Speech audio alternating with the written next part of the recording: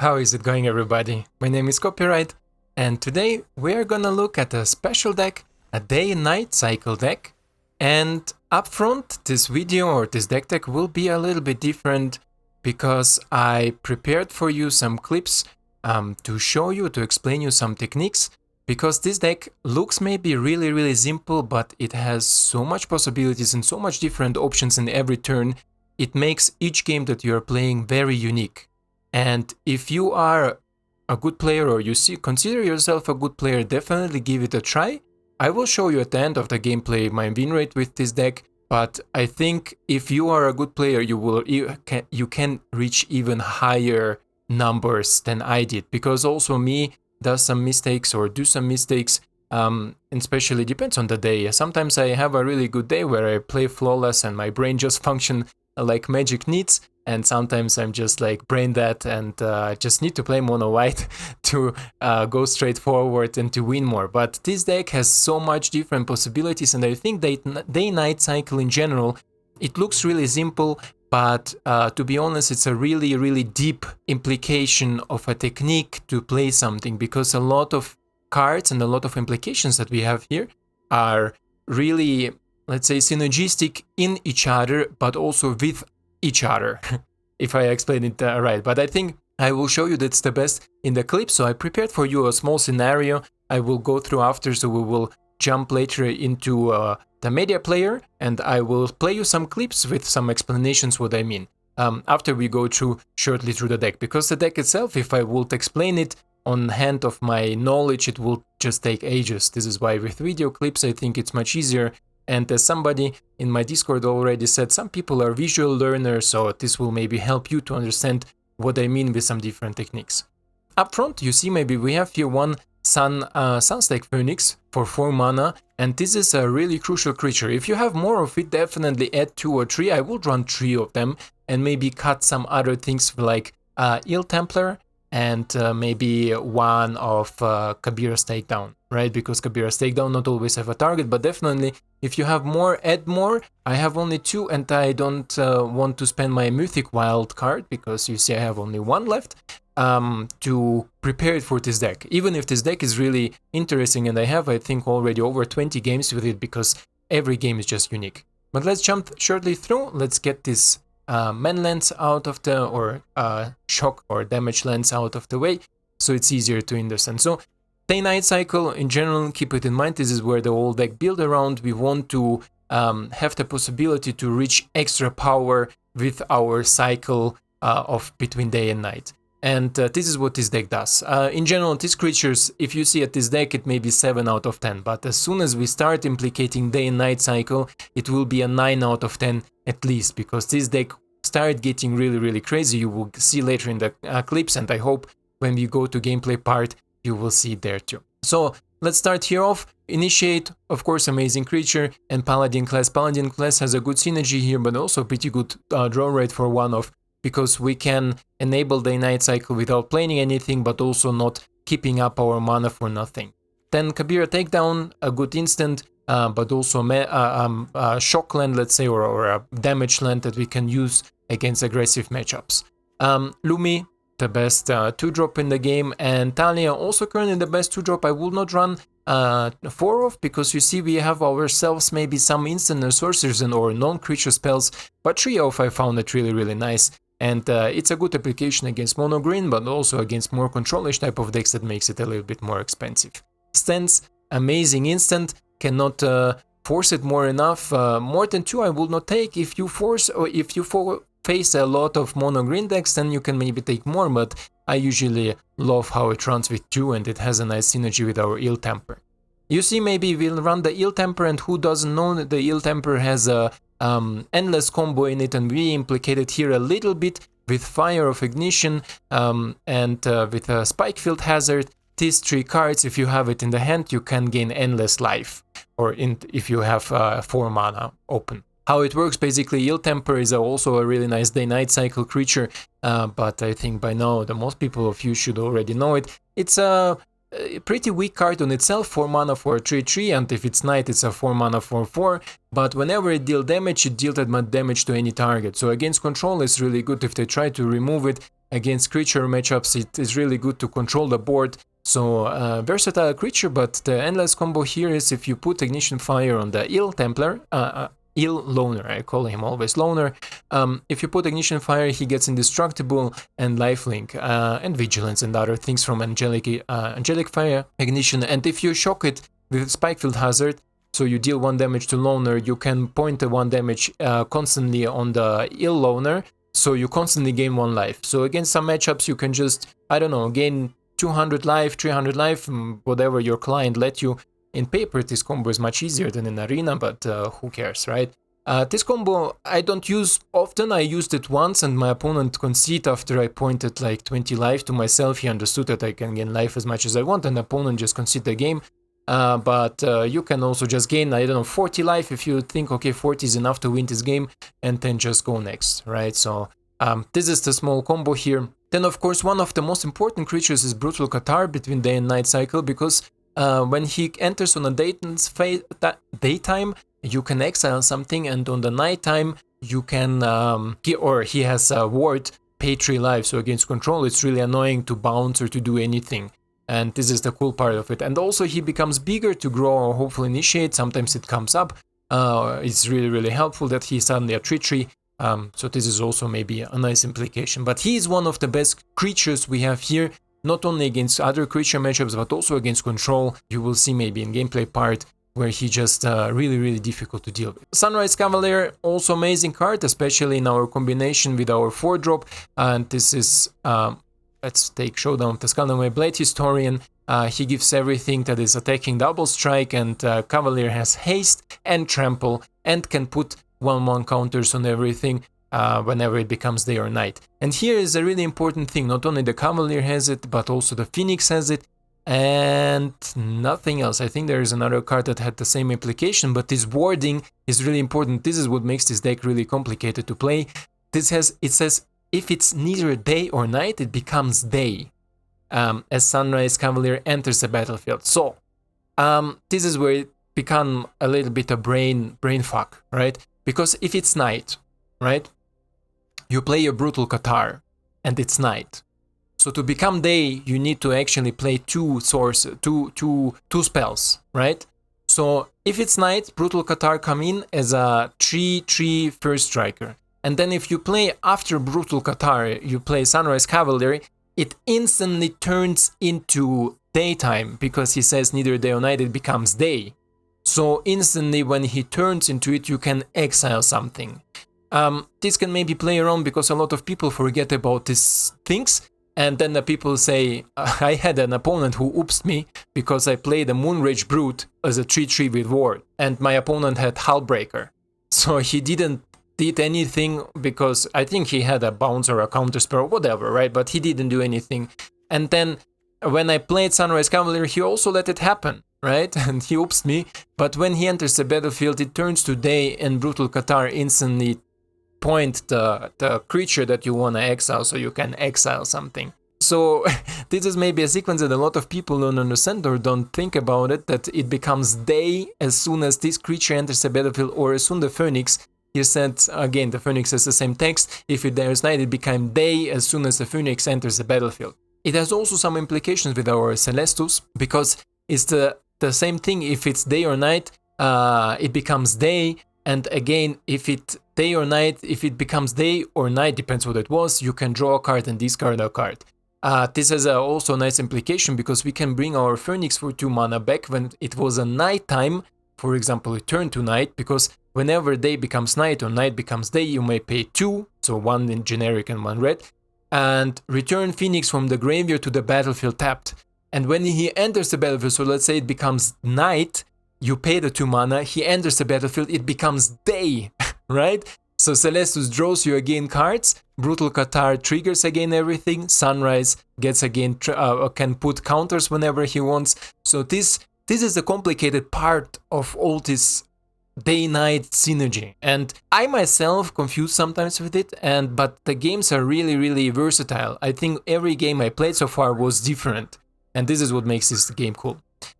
For the mana base, so we are almost done. We have 22 lands, but we have of course 2 of this Shocky. or damage lands, you can maybe enter at the Shadow Scar Smashing also to it. I never tried with it, to be honest, but I also was never in the position where I need it. But you can maybe add it, and it has maybe a good implication with our loner, because you can point also on your own creatures and then deal to the face of your opponent this damage. And the best, one of the best manlands then of the Bugbeard, 2 off, just because it's a great, amazing deck. Then we have Arsonist, great card, especially at nighttime, and Showdown of the Scald just to have a card advantage. Yeah, let's jump to the clips, and there I will explain a little bit more between the synergy of this deck, and then we're gonna go straight to the gameplay part. Here we have a really short one. Here we play against Mono White Snow, most likely the second spell version with a little bit of exile. It's really popular right now, and you see maybe here we have nighttime and we have our loner, and in the nighttime he's a Howl Pack Avenger. And what he does basically is whenever any permanent of mine deal damage, he deals that much damage to any target.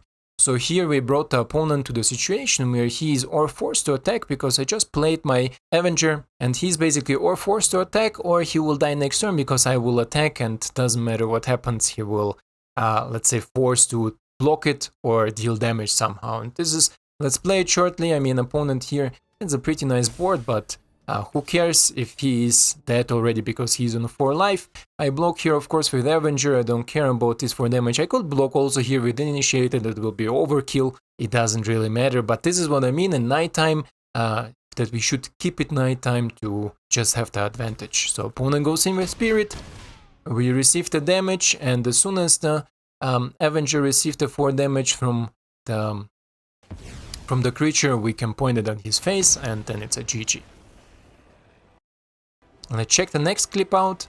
Here we have a long one or a big one, but there is also a lot of discuss. You see the clip is over 4 minutes long. We play against Mono Green Snow, and this one looks like the version of one of the pro players who play with this pack leader. In general, I think Mono Green is not better with this pack leader. It's a little bit worse, but I will maybe make a video on it. But our hand, you see, maybe we have some stands, we have Celestus, we have some card draw, we have the Phoenix. And in this game, it's really, really important to keep passion and to keep your board of the opponent clear, because as soon as the opponent start getting a bigger board and start Blizzard Brawl us, it will be really, really difficult to recover. And this is why I keep my stance and everything to try to overcome the opponent with it. Here we are a little bit further in the clip. So you see maybe opponent attacks me with his all-grown troll, put a counter from the Ranger class, and hoping for me to block, but in this case we can take 5 easy, because our life is our resource, right? To go down to 9 is not the worst, and I know already that we have some possibilities next turn maybe to play something and to keep the stands open to deal with the all-grown troll. This is why I let the damage happen, and just to see what I will draw next. Also because opponent didn't play anything, you see instantly the knight is breaking in, let's say, and we can draw an additional card. Here again a land with 22 lands in the deck. I draw pretty much lands. I don't know what's happening there, but who cares as long as we have Celestus to filter out our draws. And here you see maybe I have the loner, I drew the loner, and this is amazing because in the nighttime the loner again deals damage to any target as soon as any of my permanents deal damage. So I thought, okay, this is a much better approach than to go with Showdown of the Scald, because if I go with Showdown of the Scald, I'm almost tapped out, and I wanna to keep also my stands open. This is why I play my land first, play the loner, and with our land and our Celestus, we still have enough mana for our stands. Right, so we have still 2 mana, we can make something indestructible, or we can kill something. And in this situation, I'm planning more to kill the all-grown troll and maybe block with my Avenger, something else. But let's see what our opponent does first. And opponent takes his time, but he plays the Oddity, and this is definitely the list that is around the internet from one of the pro players. And here is a really interesting situation. Don't forget, Ranger class gives also a 1/1 counter. So here I decided to go with a different approach. Because for me this board is really dangerous. It's way too lethal and way too, let's say, threatening for my life. that I thought, okay, it's better to deal with the whole board than to save one of my creatures with the stance, because I can make something indestructible, right? So I go here for this sort of block. I could also here, maybe you see, this is where the deck becomes really versatile. With the stance, I could maybe make my Avenger indestructible. Oddity will die to the Avenger. Avenger will deal 4 damage, and with this 4 damage I could take out or the token, or I could point the damage from the Phoenix and the Avenger to the all-grown troll, but keep my opponent with the one with the 2/2 wolf token. I decided that I want to clean the board, so I want to have the board empty, because also the Phoenix, as soon as it's become daytime, I know that I can pay 2 and get out my Phoenix out of the graveyard. And because I have my Showdown of the Skald, I'm certain that I can double spell next turn, so I will have my Phoenix back on the board again and take over the board state exactly with this play. So I remove the all control opponent, of course, ramps a little bit or put a little bit more. Then we dealt 4 damage on each, and with one of the 4 damage I kill the wolf, and the other goes of course to the face. And then let's see my upkeep. What will happen here?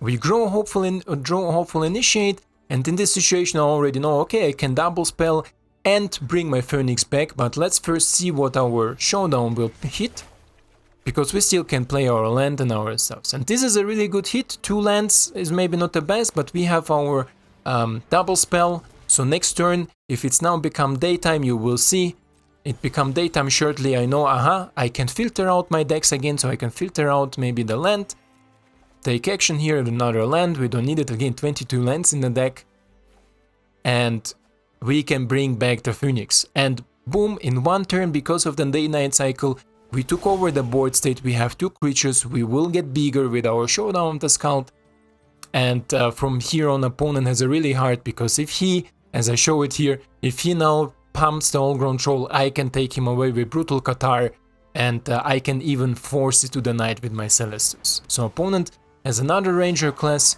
he goes in, and another Werewolf, so he tries to take over the board state right now, right here, and I thought, okay, Brutal Cathar, do your thing. Brutal Cathar, it's your turn, it's like Pokemon game here. So we bring it out, play the stuffs, and then because we are here, again another decision that maybe a lot of people not thinking, and this is why this clip is so important to explain, because now we double spell, right, in this turn, it will be daytime at the end of the turn, but I still have enough mana to turn it to the night, right? So I was thinking about it, I was thinking like, okay, what can we else do? Because right now the Wolfpack is not a threat, he cannot block, initiate, we grow the initiate, and there is, you see, maybe I hovered over Celestus and thought, we can do it. We can actually do it, because now, check it out, this is what I mean, day-night can be so complicated and so interactive. We turn it to the nighttime, right? We drew an extra card, we see, okay, stance is cool, I like stance, we can get rid of the Celestus, and now as soon as become end of the turn, it becomes day again, because we double spell in this turn. We double spell in this turn. So it becomes day again, and boom, Cathar just entered the battlefield and exiled 2 of their creatures. It was enough for my opponent to deal with. And this is what I mean with this deck. It has so much possibilities, and every game feel so unique, so interesting to play just because of this day-night cycle. Yeah, this is all the clips I have prepared for you guys. I hope you enjoyed, and let's jump right into the gameplay, see how our games will go. Maybe we have there also some cool implications. Feed Fischbach. Okay, let's see. So, the opening is not the worst, especially that we go first. So if it's a creature matchup, it's really good. Against control will maybe be difficult, but Celestus is amazing against control. So let's try it. Even if it's a slow start, and let's start with a red land, maybe it will confuse our opponent a little bit. Okay, looks like Ores of Snow, and let's keep the red lands coming. I don't have currently anything that is double white. Professor is okay. And we are gonna start with our Celestus first off. Because I wanna start the day-night cycle, I'm not really looking to exile Professor. I, of course, will if it's necessary. But here in this case, the Exile of Professor will not be the best, because if he kills Prota or Qatar, it will become... it will enter the battlefield again and gives the ability to learn again. Phoenix. Actually a good draw. Okay, let's play our Phoenix boy. And let's start a party. This way, if our opponent plays Blood on the Snow, I'm not so sad. Okay, Vanishing Verse is an amazing answer for it. Amazing answer for the Phoenix. So this is a little bit annoying, but let's see. Perfect answer, let's say. Sure, let's take you away. And if opponent has a kill spell, I can protect it with stance. Our opponent is Deadly Disputing. This is actually not the worst for me. Okay. And yeah, let's chill. Let's just chill.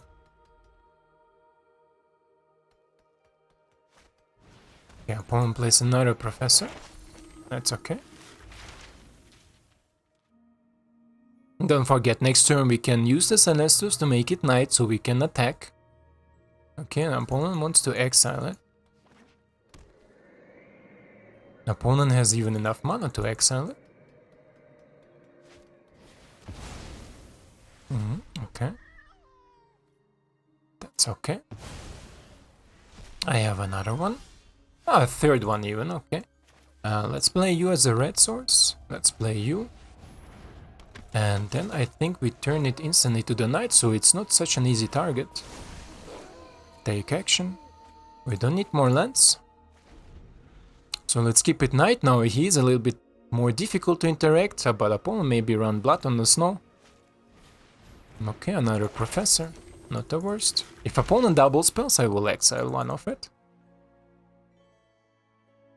Otherwise, opponent killing with the sideboard. A lot of fumes. This is painful. Now it becomes day again. Take action. We draw Bugbeard. Bugbeard is actually good, and because my opponent exiling everything, we're gonna take you. We're gonna play you. And we're gonna play you. And now we're gonna make it night. Put a counter on it. Let's take action. Heal Templar. Ah, no, my opponent has a lot of exile, so I don't really need him, I think. But also I don't want to really use the Qatar, so let's get rid of Qatar. This way we bring a little bit more damage in, and next time if Ilner enters the battlefield in the night time, it's really powerful. Opponent maybe play Loth, yeah, Loth is good in this situation, but Illoner will do a lot for it. And the double spell, this is even better because we have now more counters, more card draw. Okay, land we don't need. And another one. This is great. This is great. So, I can play Loner. Yep. Turn it to night. Yep. Put a counter on you. Take action. Let's see what we draw. No, I don't need you right now. Haste is nice here.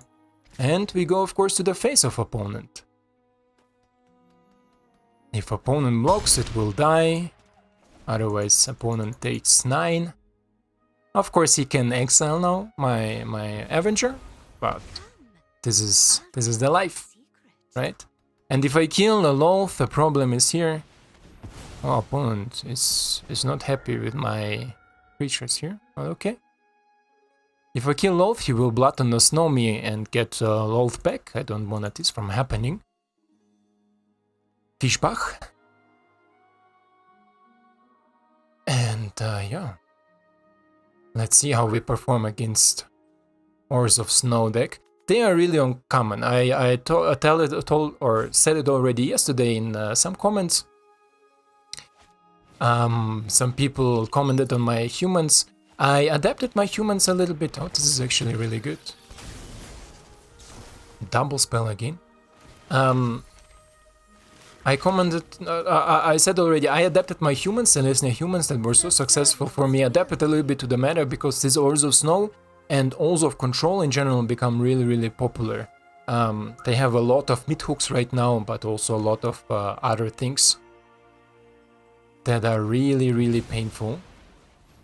So it will become daytime again now, right? Because opponent casted a lot, he gained some life, but I think we can finish this game next turn. We can take action. A land, we don't need a land. Okay, Talia is not bad. But here we go steal for this approach. Then we turn it to nighttime. Put a counter on her. We take action. This is even actually better. And then we go all in because I think my opponent is dead. This is 3 damage.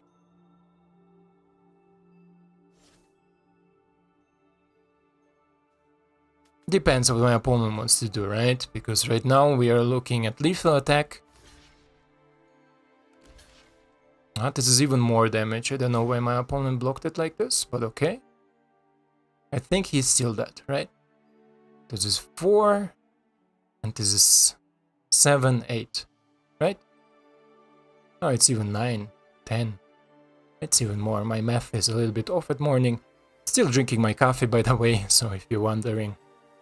And yeah, it's a difficult decision for my opponent. Take it through or block it. I mean, he's forced to block, and this is where the Avenger come really handy. I hope the opponent is not a little bit too toxic here, because I see a lot of people roping me in the last few days. I don't know why. I'm not playing any meta decks. I'm just having fun in Magic. Yeah, this is 6, and then the triggers will kill him. Good game, my friend. Good game, Fischbach. Ab die Ehre. So this was, I think, a really nice representation how this deck can go against Ores of Control. By the way, really high meta deck currently. And let's check out another one. Atibas 2112 or 2112. Okay. To be honest, I had these hands already and they are okay, but I think this will be a mono white aggro deck, a mono white snow deck, because usually if you start with this sort of creature heavy hands, Matchmaker puts you already against creature matchups or aggressive matchups.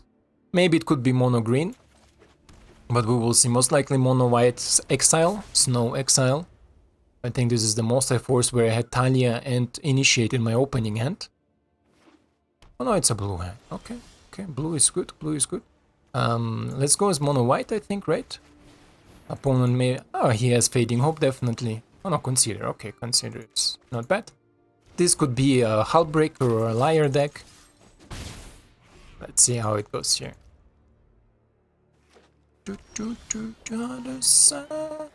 So, I'm sorry. Sorry for singing. Got too excited. My opponent looks like a pure Azorius list. Okay. Let's go here with you. You can bounce her definitely, but it's okay. We grow both of them.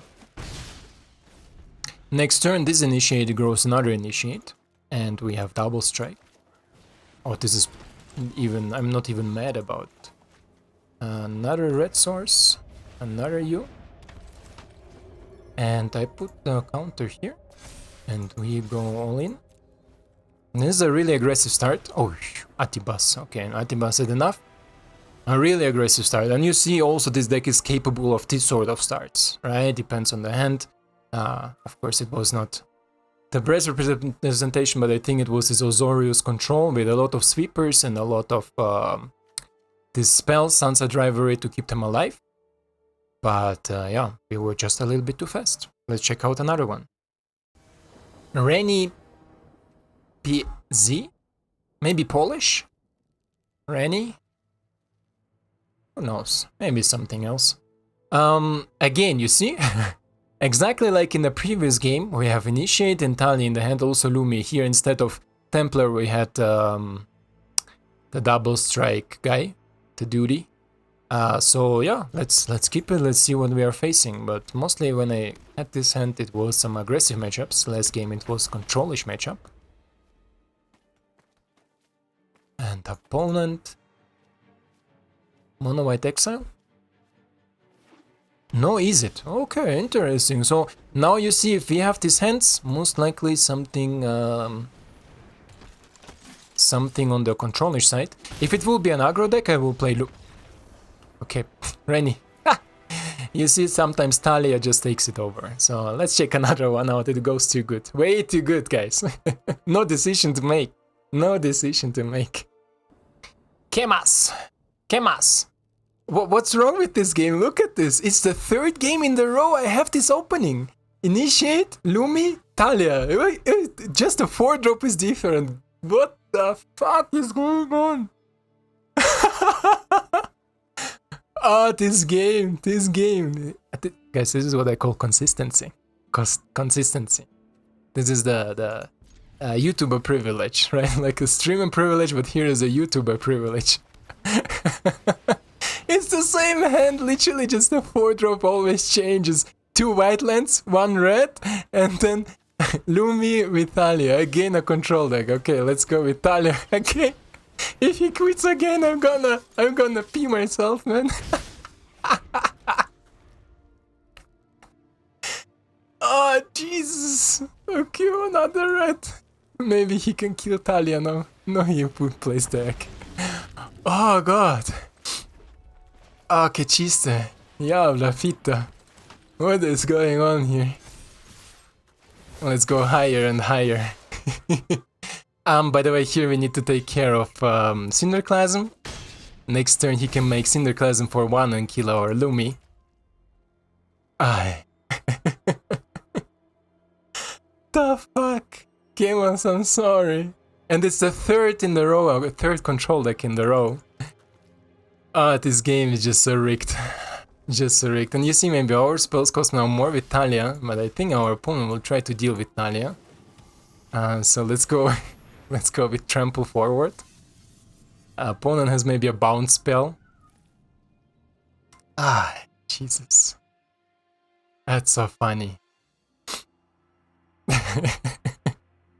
A dispute will cost... the disruption will cost 3 mana now, so it's an expensive counter spell. But you can do it, it's okay. I will put a counter on Talia. Otherwise I will put a counter on Cavalier.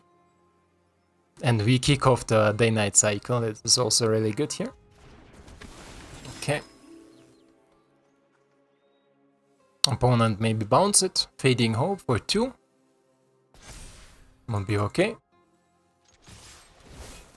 Or he wants maybe to...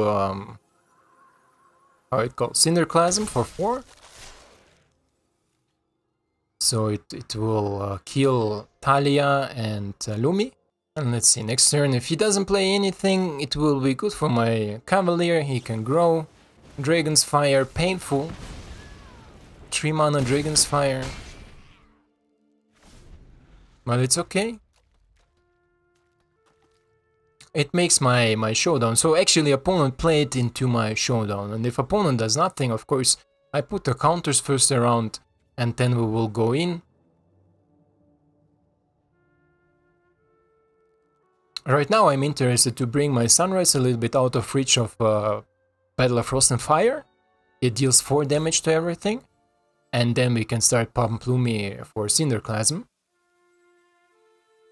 Right now Cinderclasm deal literally just damage to our Lumi and he gets 3 more counters.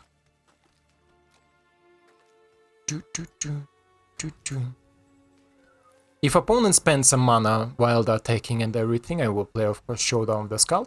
If he keeps the mana for Divide by 0, I will not pay it, because I will be just not useful. Let's put a counter on you. We draw another Hopeful. This is actually a really good draw.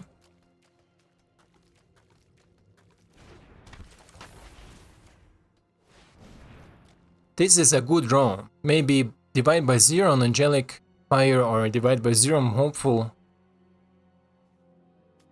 But I already double spell, so it guarantees us.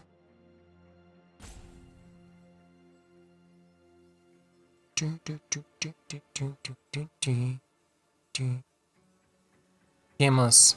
Okay, unexpected windfall. Not the worst, not the best. That's okay. I mean, c'est la vie, no? 2 mana left. Can do something with this 2 mana.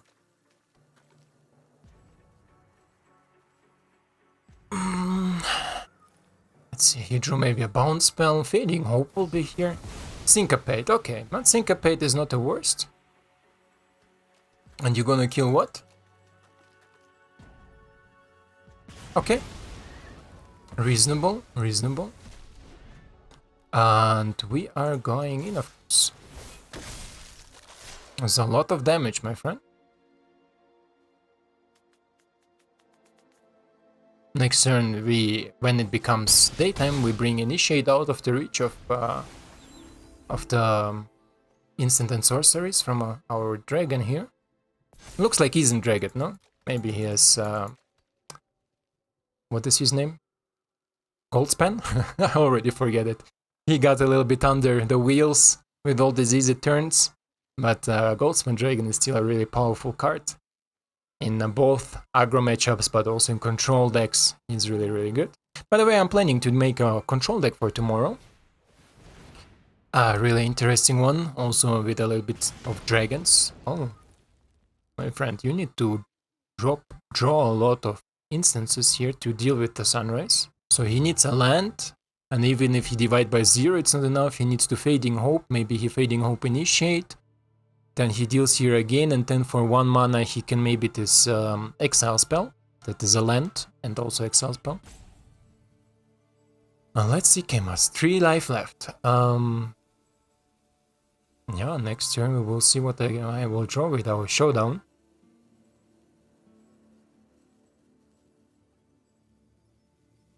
I'm thinking our opponent will spend a lot of mana here. Okay, another one. You see, it was important that we brought the Initiate out of the reach. So he can deal another one here. So now he needs to hit a land, maybe a specific land, an untapped land, and a spell to deal with the Sunrise Cavalry. But next turn still we go for lethal, right? Because the one Initiate trains another Initiate, and it will be both sides, or 4 or 3 damage. He can block one of it. Okay, he didn't draw anything. Let's go. Good game, my friend. Good game, definitely. Okay, he leaves. Good. This was, I think, a really nice representation, and boom, in Platinum Tier 1. Straightforward. On weekend I didn't have so much time, but let's check out our win rate. And here we go. The win rate, a whooping 70%, so pretty good, I think, especially for this sort of meta that is currently going on. This deck is not the most aggressive, but also not most competitive at the end game, but I think it's a really good representation of what you can do. And I think if you play a little bit smarter, a little bit better, because the games that I lost, I thought that I could maybe also win these games if I will play differently. So if you have a little bit more brain cells than I do, definitely try it out. As I said, the Phoenix can be a really big game changer, especially against control matchups, especially against matchups like we played right now.